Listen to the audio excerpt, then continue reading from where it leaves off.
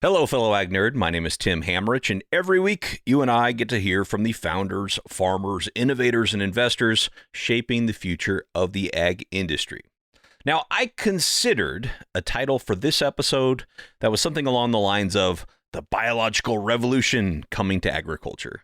And obviously, I decided against it, not just because it's overdramatic and the word revolution is tossed around way too much in this industry, in my opinion, but also because it would give many listeners the wrong idea of what this episode is about.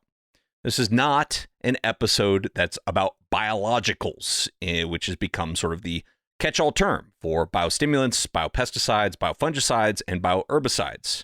We're going to talk about those things here today, but I'm just not a fan of trying to categorize everything as biologicals. And that is for the following reasons. Number one, the term biological doesn't tell a farmer, customer, or anyone else anything about what the product will do for them. Is it effective? Is it profitable? What value does it have? In fact, in some cases, calling something a biological can be used to almost justify that it's not as effective. Which brings me to point number two, which is the term biological comes with a lot of baggage. Decades of new products emerging with promises that at best don't work in all cases and at worst sometimes appear to be snake oil. Now, I'm not saying that all biologicals have been bad, by no means, but I'm saying because we've lumped them all in together, the ones that haven't turned out so good have really cast a shadow on those that have. Number three, some of the benefits of a quote-unquote biological doesn't have the right incentives in place to actually return value to farmers. Meaning, if, for example, a biological can improve quality or boost a marketing story of how a commodity was grown, or if it can reduce emissions, how exactly does that farmer who paid for the product see that money back for their investment in it? Number four, there are products that aren't purely a biological in the pure sense, in that they're not a microbe, or they're not really a synthetic chemistry product either, but they do deliver some great outcomes for farmers. They get lumped in at times with biologicals because they just have nowhere else to go, and we just want to put things in these broad categories. We've heard this on the show about like Sound Agriculture source product, for example, that uses chemistry to improve the performance of natural microbes in the soil, or like Vestron that has a peptide product for pest control. Today, we're also going to add a natural chemistry company to that list in Heart Bio, which uses formulations from plant extracts for a suite of bioherbicides. They're one of the companies. They're one of the four companies that you'll hear from today. And number five, and I'll get off my soapbox after this, I promise, the entire industry is looking for ways to reduce reliance on synthetic chemistry, whether that's due to resistance, regulation, cost, or other factors. So, classifying something as a biological is just becoming less and less of a differentiator. It's kind of like, okay, yeah, but so what, right? Anyway, all of that said, I wanted to do this episode because I do believe that advancements in biotechnology have the potential to be the single biggest impact of any technology on the future of agriculture. That's my opinion. And that's what I want to talk about here today in this episode as we highlight four companies that are doing some fascinating work driven by biology, and that I had the chance to sit down with for conversations at World Agritech this year. And now, driven by biology is the important part there. These are not all biologicals companies. One's natural chemistry, two are more genetics, and then one is more what I would consider your traditional biological in that category sense. But as I said, I'm hoping that that category just goes away. We could start talking about individual products and their individual merits. But first, I want to take just a moment to thank our quarterly presenting sponsor, which this quarter is Headstorm, engineering growth for the farms of tomorrow. Headstorm is a full-service technology consultancy with been there, done that knowledge and expertise in the ag industry. The team at Headstorm knows which digital strategies work and which ones don't work based on the competitive landscape across broadacre, specialty, and animal ag industries. Realize your business objectives through innovative solutions and focused product strategy. Swiftly bring ideas to life from proof of concept to MVP with elite product strategy and engineering. Headstorm provides a holistic and actionable technology roadmap that bridges the gap between strategy and implementation. From inception to execution, they help you play to your strengths, mitigate your weaknesses, and make technology your unfair advantage. Learn more at headstorm.com. That's headstorm.com. I'll leave a link for that in the show notes. And thank you to Headstorm for supporting Ag Innovation and the Future of Agriculture podcast. All right, now back to today's episode. So that intro, I know it was very soapboxy and preachy. That's not usually my style, but it just kind of had some things to say today. I know it sounds, though, like I'm both criticizing biologicals and calling them the future of agriculture. So let me clarify just a little bit. My point is that we need to stop lumping everything into this biologicals category and making judgments about a vague category, and instead look at how companies and products can stand on their own merits and the value they offer to farmers and consumers, and I guess the world at large, if you want to throw everybody in there. In today's episode, I'll feature two companies in LO Life and Pairwise that are using biotechnology, specifically gene editing, to change the game on certain agricultural products and ingredients. What they can do, to me, is just mind-blowing. In the interview, I called them the Willy Wonkas of agriculture. I'm still not sure whether they liked or hated that reference, but I thought it was fitting. Then we'll dive deeper into New Life Symbiotics, which is more of a biological company in the classic sense of the word, in that they sell microbes used as biostimulants and biopesticides. This is going to give you a good look into some of the challenges and opportunities of these types of products. And then we'll take a peek into what Harp Bio is doing with their natural chemistry from plant extracts to provide a new suite of bioherbicide products. Well, is it a bioherbicide? Is it not? It's natural chemistry. You be the judge. Doesn't matter what you categorize it. Let's look at the merits of the product. That's kind of my whole point here. Anyway, off the soapbox, I promise. All of these are examples enabled by the advancements in our understanding of biology, combined with things like data science and other tools that I think will continue to accelerate innovation in agriculture faster than just about anything else I can think of out there today. We're going to start with these two companies that I called the Willy Wonkas of agriculture, Pairwise and LO Life. Both are doing incredible work to genetically enhance existing food products. LO Life CEO Todd Rance calls what they do molecular farming, meaning that they identify a molecule that is, for whatever reason, in high demand, something that people want, and then they use tools to add that molecule to crops that we already grow commercially at a large scale. At LO, we use gene editing as a tool for a lot of the work we're doing in molecular farming, but it's not the whole system for us. The tools we use with gene editing, we call it ARCUS. And what that does is essentially uses a single protein to go in and make the same kind of precision edits that we can use to change genes. We can make very precise edits that improve the crops and the traits that we're trying to develop. But ultimately, what LO is doing is running a molecular farming platform. So we're able to go recreate entire pathways that come from nature and allow us to produce the kinds of ingredients we're making. So if we go out and see something that's rare in nature, don't get enough of it from natural sources, we can recreate that exact same pathway, all the different steps to make it that you see in nature. We can put it into a crop that we can grow and scale and produce at higher levels. Okay, but what does that look like in practice? Todd shared with me a very compelling example of taking a sweetener that's in very high demand but difficult to produce and adding that molecule to watermelons. But our first product is a sweetener, an all-natural plant-based sweetener that comes from monk fruit in China. Monk fruit's a great example. It's hard to produce. You can't grow it anywhere else. It's very expensive, very labor intensive. You have to actually hand pollinate every flower in order to get the fruit. And then as soon as you pick it, it starts to spoil. So you have to freeze it before you take it to the Chinese factories to produce it. So not surprisingly, it's incredibly expensive and people can't reliably source it. So not a great solution, but yet all the food companies love it. They want more of it.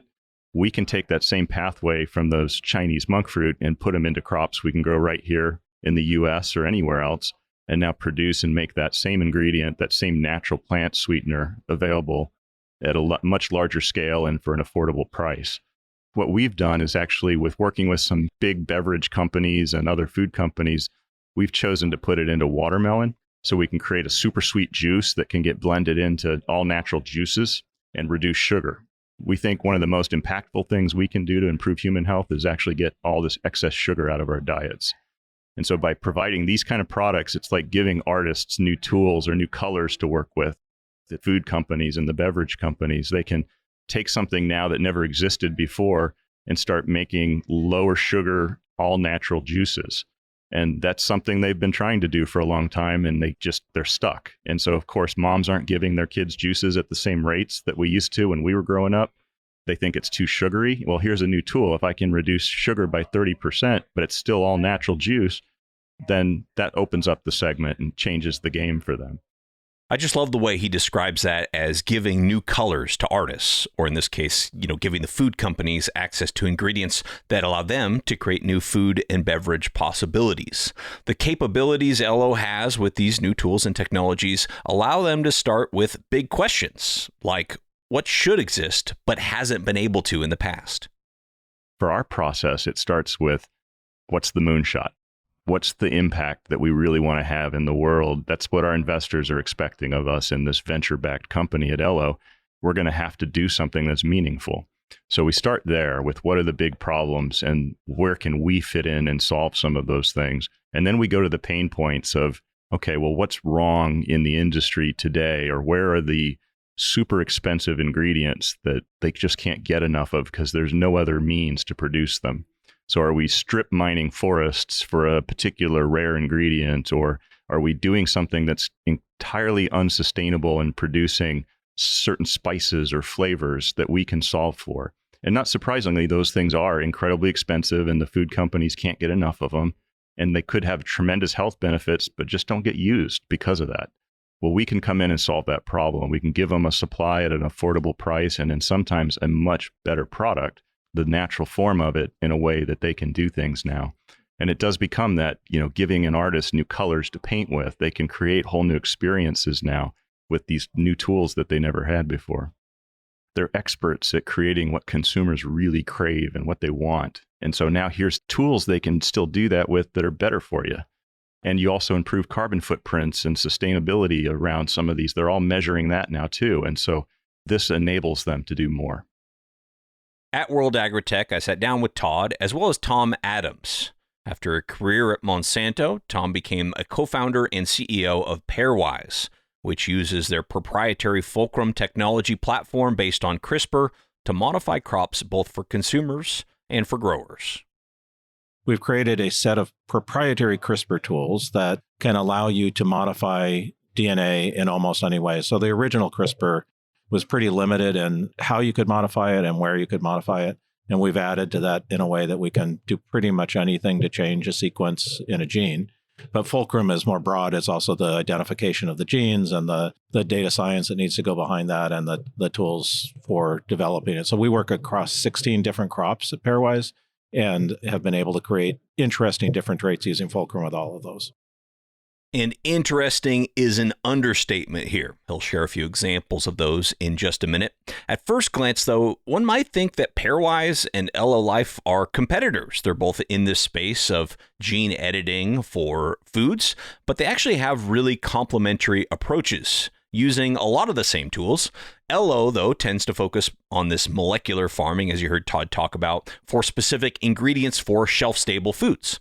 On the other hand, Pairwise, which is located right there in North Carolina, really close to Ello, focuses more on enhancing produce and whole foods to make them healthier, more appealing, and more sustainable. We're focused on unprocessed food. So we made a new type of leafy green, which has very high nutritional content, a mustard green, but it naturally tastes like mustard. So we use gene editing to remove the gene that caused that mustard flavor. So now you get a high nutrition lettuce that basically eats like a lettuce, but it has the nutrition of a kale. We're working on a proof of concept a couple of years away from market on a blackberry with no seeds in it. That also, we've been able to change the structure of the blackberry so that you can create a much denser growing system and increase the yields by 50 to 100%. Turns out a blackberry isn't a seed, it's actually a pit. So the same technology we're applying to cherries to make a pitless cherry and plan to make basically all the stoneless stone fruits so we can eat them a lot easier and they fit into your life better. And keeping with that cherries example, as just one example, the transformation goes beyond just making them pitless, which may seem a lot like, making watermelon seedless. It's not just a feature for consumers, but for growers as well. Our goal in cherries isn't just to make them pitless. We want to make cherry trees into bushes, which we know the genes to do that. So you could put them in hoop houses rather than growing them in the wild. So now you can grow them in areas where it rains in the summer, because if it rains on a cherry orchard, all the cherries split and you lose your whole crop. So you could broaden. So rather than just having 11 weeks a year that you have cherries out of Eastern Washington, we have cherries all year round. So I think that's something that we expect we'll have done in 10 years from now. That'll be what you get in the grocery store. Are you seeing now why I call them the Willy Wonkas of agriculture? I mean, these are just a few of the examples. The possibilities of using CRISPR in this way really seem endless. To think that CRISPR didn't even exist a little more than a decade ago is an indication that this is just barely getting started in agriculture. But with all the possibilities here, I asked Tom if he could speak to how they decide to focus all of their resources and efforts to make progress rather than going a million different directions.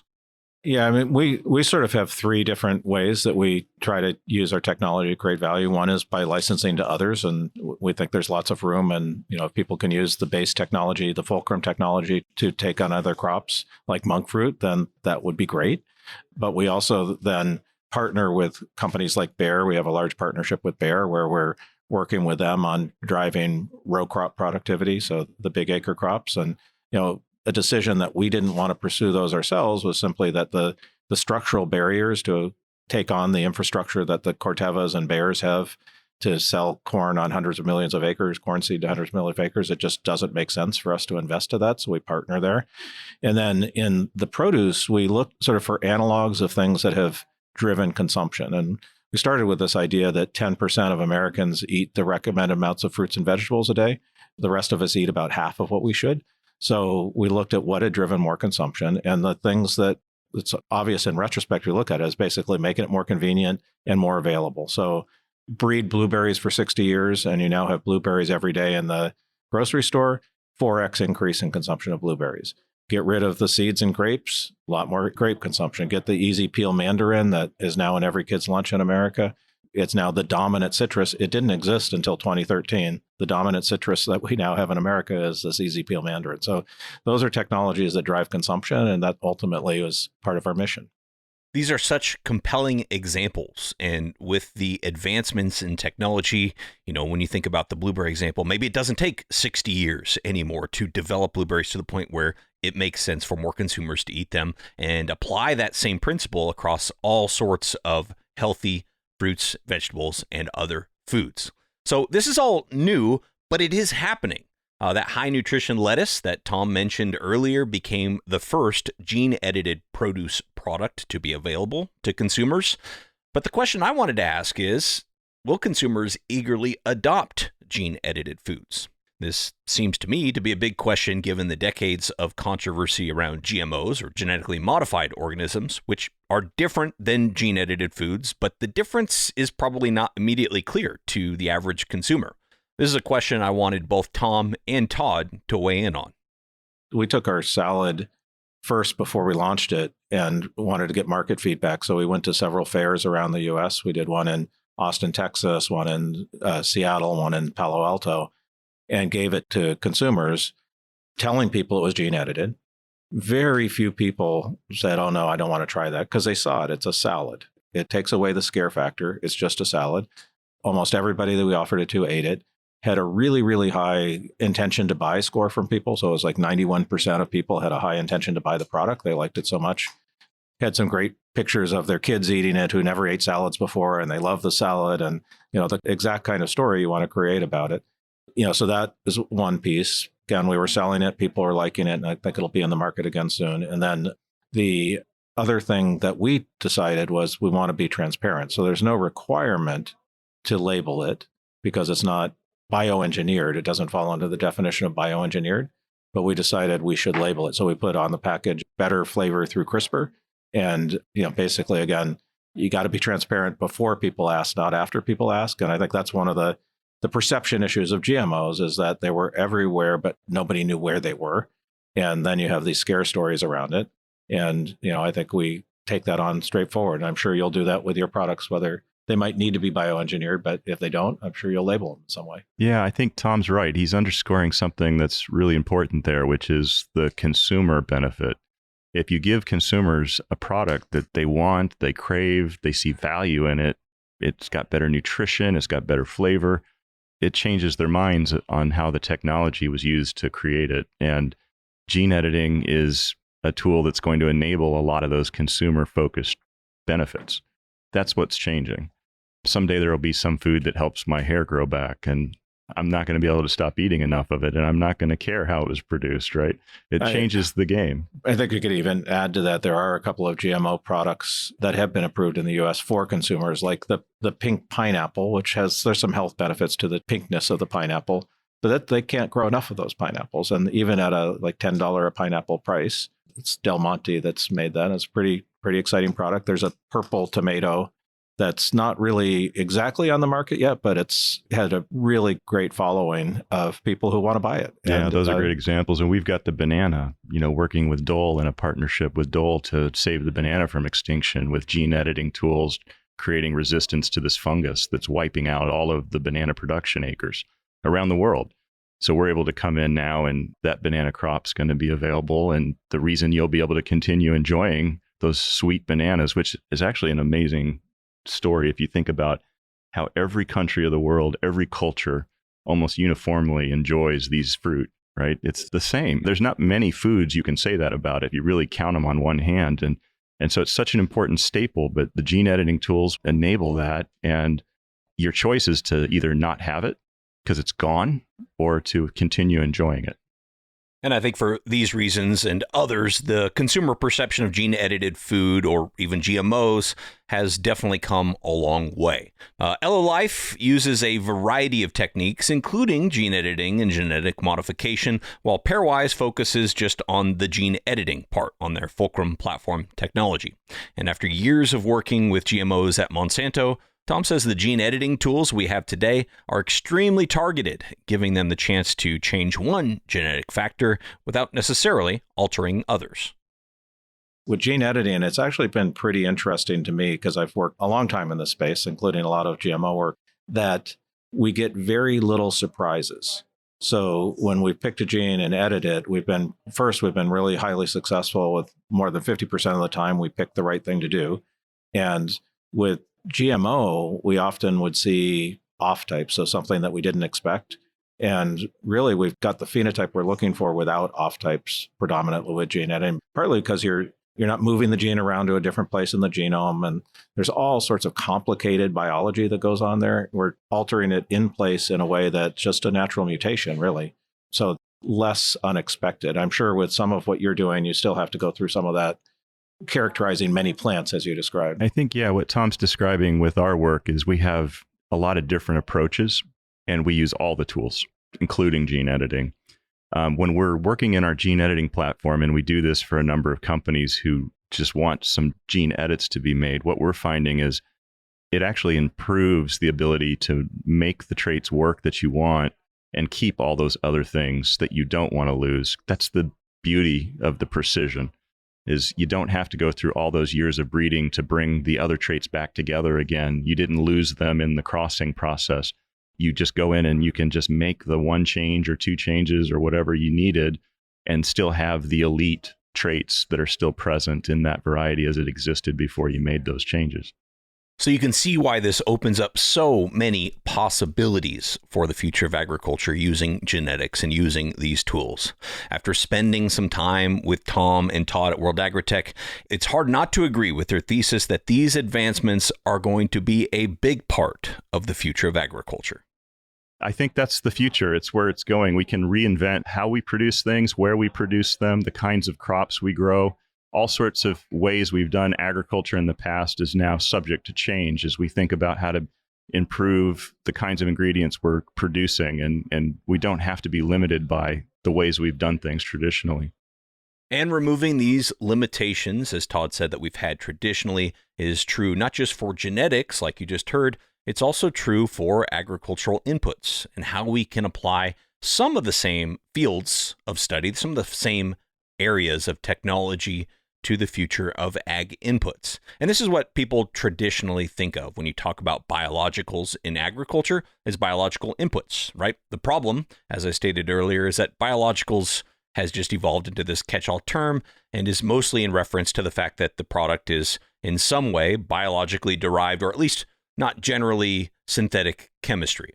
The first definition that I got when I Googled biological input is, quote, agro-industrial products or processes developed from enzymes, extracts from plants or microorganisms, macroorganisms, secondary metabolites, and pheromones, which are intended for biological control, end quote. Clear as mud, right? But that's sort of my point.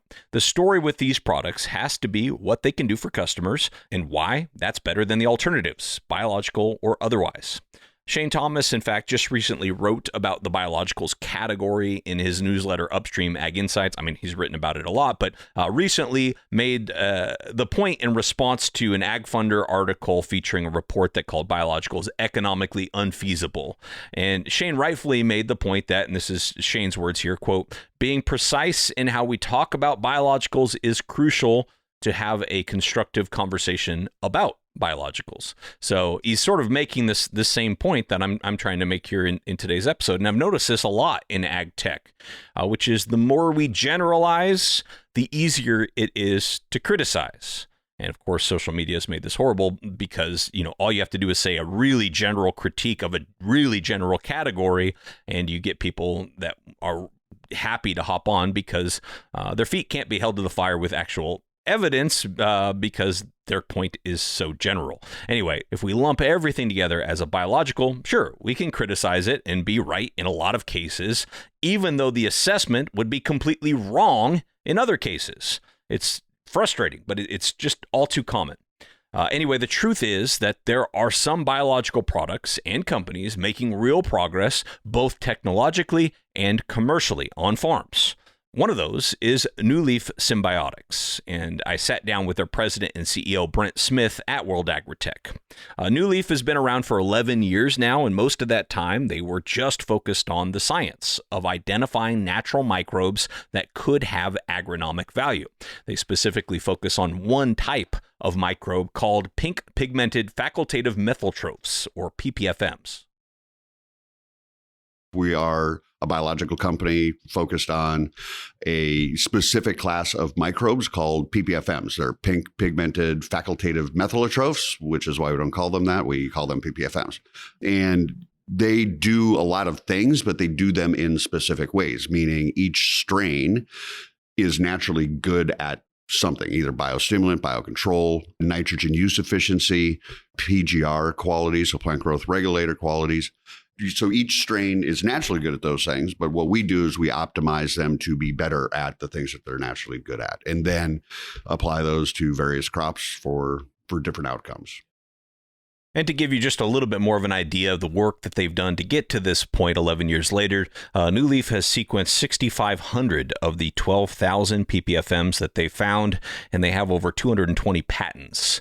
And we'll get into more of what the use cases are for these products in just a minute. But I was curious as to why PPFMs, and Brent's answer to that question also provided a little bit of insight into how a biological company like New Leaf can differentiate themselves from others trying to do essentially the same things. PPFMs are literally found on every plant around the world. They're on your grass that you walk on. It's on the trees in your yard. It's on the salad you eat. We harvested our PPFMs from various conditions, various plants. And so a lot of our work was really around, the early work was really around, what strain is good at what. And so we have a library of 12,000 strains, 6,500 of them have been sequenced.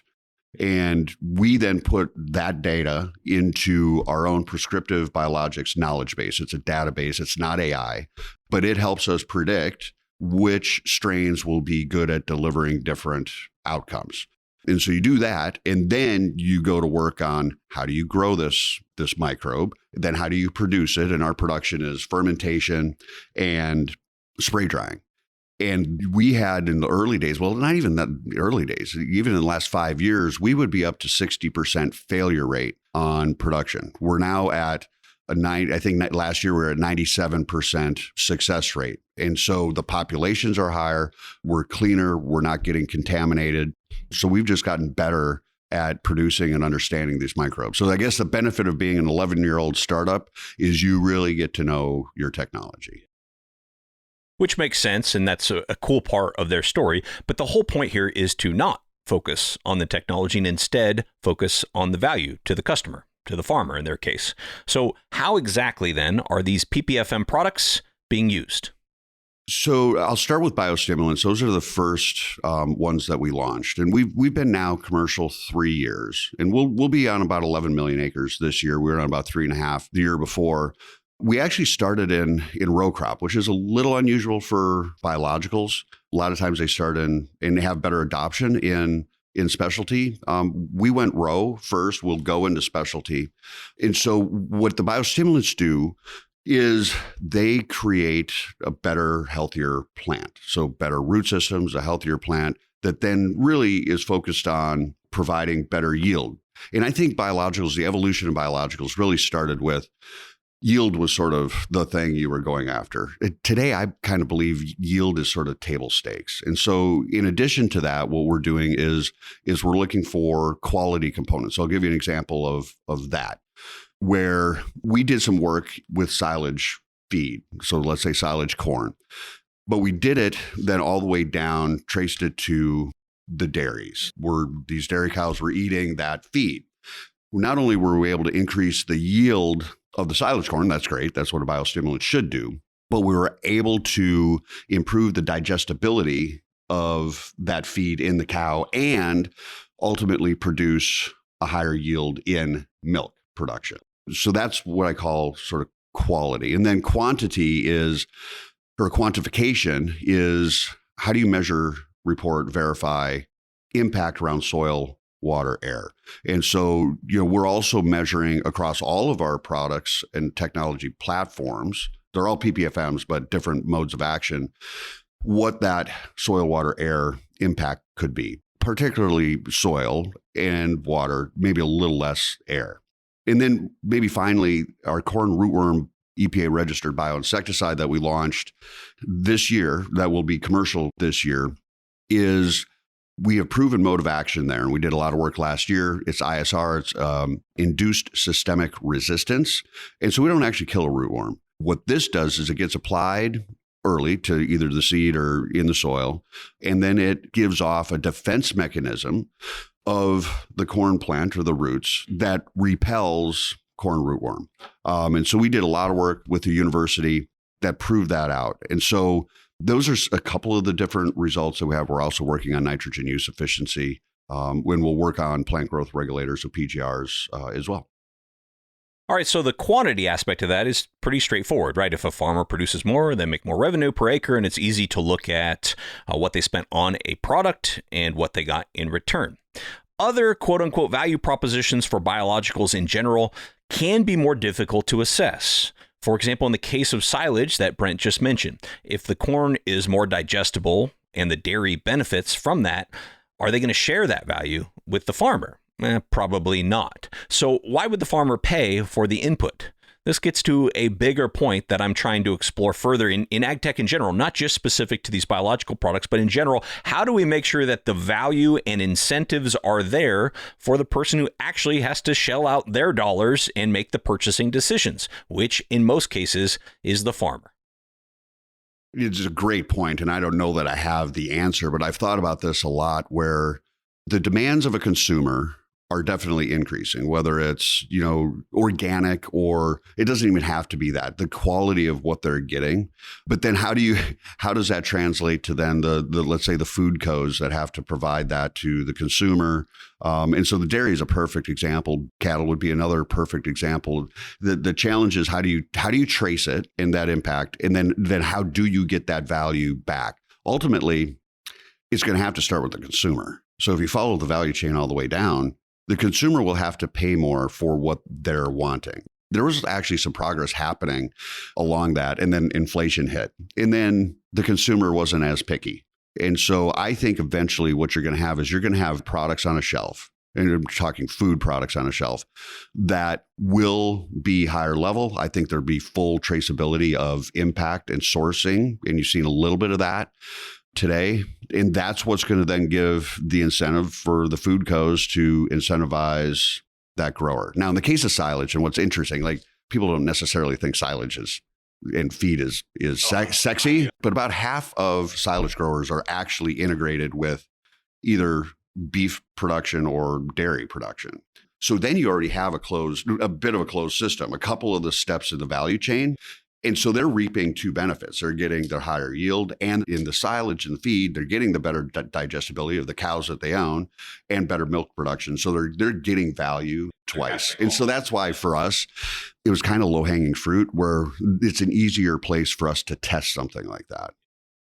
And that makes a lot of sense. In New Leaf's case, if they're selling to someone who's getting both the benefit of the yield and the benefit on the dairy, obviously they're going to capture that value and have a much better chance at a higher ROI. But this is a question I'd like to continue asking in general about agriculture: is how do we align incentives? How do we really make sure the value gets to the person who invests in it? Because it seems like there's a lot of just implied, if society benefits, then it must be a good thing, and not enough of like, who's going to pay for it? And it needs to have a clear function, a value proposition, and a return on investment. Marketers might call this product positioning. And this is definitely something that these types of products have struggled with in the past, and something New Leaf is really trying to focus on improving. Our PPFMs do very specific things by strain, and that's what we optimize them to do. In the past, consortia was a big thing. And when you think about product positioning, what we try to do is we have a single strain for a single crop that delivers a single outcome. It's very simple to position. If you use this product, this is what you'll get. In the past, you would have a lot of consortia, and I'm not opposed to consortia, but the problem with consortia is the claims were it can do everything. Like it can do 10 things. And what we found is with growers, and even with our partners up the value chain, they tend not to believe that you do any of those things. And then they're not willing to pay for any of those things, because you have to keep things very clear and simple on positioning, and then price it to that value for the outcome you're delivering. I think that biological companies did a disservice early on by claiming that their products did too many things. But I think also they were positioning it as a silver bullet. And I don't believe in silver bullets in agriculture. I think there's been great advancements, whether it's seed genetics or it's equipment or it's precision ag or it's crop protection or it's biologicals. There's been huge advancements, but there's not a single thing, even these great things that you can think about that's happened over the decades. There's not a single thing that is going to solve every grower's problem. And nobody knows a field better than the grower. And so it ends up being about how do you have a very prescriptive solution that's end to end that incorporates all of these different things. And now biologicals are more mainstream and they're getting talked about and they're being incorporated. I think that's where this needs to go. And so at this conference, I've heard a lot of people actually giving those explanations that, look, everything needs to work together. There is no thing that is going to solve all the problems. And so I think that's sort of the takeaway so far for me. There are no silver bullets. Man, if there is one theme for the 400 and however many episodes of this show I've done, it's that. And I know I take some criticism out there for, in other people's words, hyping different technologies. But the fact that there are no silver bullets is exactly the reason I think we should explore these different solutions in depth, especially in a complex biological system, which a farm is. This is something as an industry, it feels like we're wrestling with. How do we take a more systems-based approach? We understand that biological products don't just happen the exact same way that synthetic chemistry does, but we can't just buy all the products and hope that enough of them benefit the system to earn a return. Obviously, that wouldn't work. It's encouraging, though, to see companies like New Leaf trying to bridge this gap and develop products that don't pretend to be silver bullets, but can stand on their own merits and add value to customers. And I know we are just barely scratching the surface of the biological-based innovations that exist out there in agriculture. These just happen to be 4 conversations that I had while at World Agritech. But I wanted to highlight one more nuance on this topic before we close. Some products are not biologicals in the pure sense, meaning they're not microbes, but they do move agriculture in a more biological direction. Take, for example, Harp Bio, that uses natural chemistry, in other words, plant extracts, as an herbicide. Bioherbicides are sometimes referred to as the Holy Grail because there haven't been a whole lot of viable options in the category, and farmers are in desperate need of more cost-effective tools given resistance, regulation, and other challenges. With no new modes of action that seem to be coming from larger chemical manufacturers, Daniel Pepitone and his partner co-founded Harp Bio after years of working at BASF. Their product, which they hope will be available commercially in a couple years, uses plant extracts, mostly from mint, to create formulations that turn the natural compounds of these plants into a suite of different herbicides that can be used as pre-emergent, post-burn down, and desiccation products. These are products that we want to work in combination with today's existing chemistries. There's wonderful technologies out there, a range of herbicides that are facing some challenges, especially around weed resistance. And what we're seeing in combination, HARP plus another synthetic chemistry, we're able to fill those gaps, overcome those weed resistance challenges, and get the outcomes we're looking for. So we're still working through our development phases. We're about 2 years out from the marketplace, going to start heading towards the EPA end of this year, early next. But we really do see a viable opportunity from a marketplace perspective to be right where we need to be for a cost of goods. Kind of flip that page a little bit, think about the organic growers. Really don't have tools today in terms of actual herbicides that they can use. A lot of acid or vinegar-based formulations. This is an actual mode of action that can be fully certified organic and used on those farms, really giving them tools that they simply don't have today, fully from the standpoint of a price standpoint, really made for them, easy to do. Daniel said their product will be used just like any other herbicide, and it's non-selective. It also uses multiple modes of action, but that doesn't necessarily mean it isn't subject to resistance developing down the road. So all the more reason to use this as one more tool in the toolbox of an integrated weed management approach. Grasses are always harder to kill than broadleafs just by their architecture, but the chemistry is fully non-selective, meaning broadleaf grasses, we're able to formulate these things again for both pre-emergent as well as post-burn down, desiccation products as well, and then working on the herbicide trait tolerant pieces to really expand into a full weed management program using the technology. We talk to growers all the time. Recently talked to a grower out in Illinois, challenged by water hemp. He's out there waiting for the water hemp to pass the canopy of his crop so he can go ahead and wipe it down again with gramoxone or something along those lines. Not where you want to be in terms of weed control, right? New tools are needed. They need them now as soon as we can, and more of them. It's interesting to me that these same advancements in biology and data science and related fields is not just giving us microbes to use or genetics to use, but natural chemistry. And does that count as a biological? I don't know. And frankly, I don't think it matters, because if it works, the results will speak for themselves. We're at the place where we're really changing the dynamics of the industry. We're really moving from a synthetic chemistry world to a natural chemistry world. It's not a flip of a switch. It's going to take some time. Got wonderful tools right now in the marketplace that we need to preserve for farmers so they can continue doing the wonderful jobs that they do, but really usher along the next phase of science, the next phase of what's coming to continuously improve what we do. All right, well, with that, that's going to do it for today's episode. I know we tried to cover a whole lot here today, but just a few of the takeaways I hope that you're picking up from this episode. Number one is that there really are some incredible advancements happening in biology that have the potential to dramatically change the future of agriculture, and they are worth paying attention to and watching. Number two, I hope we can just avoid this temptation to lump everything into one category so that we can cast stones about what doesn't work within that broad definition. Instead, let's examine each technology, each product, each company on its own merits and the value it provides. I realize the irony in how much I'm trying to lump into this episode, but I think the point has been made of the dangers in just calling everything a biological and either writing it off or pretending like it's a silver bullet, which, as we heard, there are none. Number three, along with that, let's embrace the complexity and the nuance here. Whether it's a biostimulant, a peptide, natural chemistry, all of them have potential to be a part of a systems-based approach to farming. I think it's interesting, it's exciting, it's worth exploring. That's going to do it for today. Thank you so much to Tom Adams, Todd Rands, Brent Smith, and Daniel Pepitone, all for being willing to talk to me at the World Agritech this year. Thank you to Headstorm for being our quarterly presenting sponsor this quarter. Learn more about them at headstorm.com. And last but never least, thank you for your time and your attention. I really do not take it lightly. I'll be back next week with another story of ag innovation.